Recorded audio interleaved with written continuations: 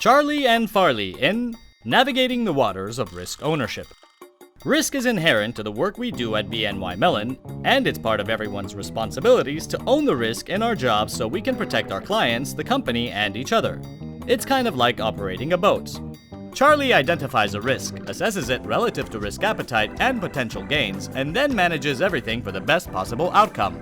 Farley is so focused on the destination, not the journey, that he isn't mindful of risk, and that can get him into some pretty tricky situations. Does anyone have a rowboat? While managing his trip, Charlie streamlines the process but makes sure that it doesn't increase the likelihood of mistakes or negative outcomes. During his trip, Farley figures out a way to save 2 hours of work a day, but now his work is no longer compliant with regulations. Don't worry, this isn't a big deal, they'll understand. When Charlie discovers a risk or problem that is out of his area of expertise, he promptly escalates it to the key stakeholders who can help him.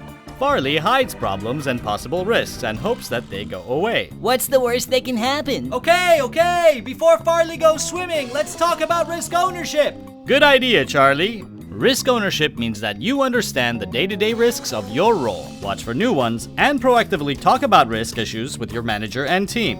When risks are identified, you then assess whether your controls are sufficient. If they need improvement and it is within your purview, you should mitigate and manage the risk.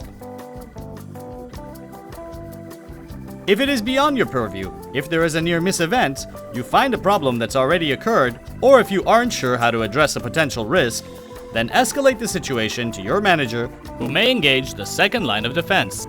It's also important to bring possible solutions to the table to help resolve the issue as effectively as possible, and share lessons learned so similar incidents aren't repeated in the future.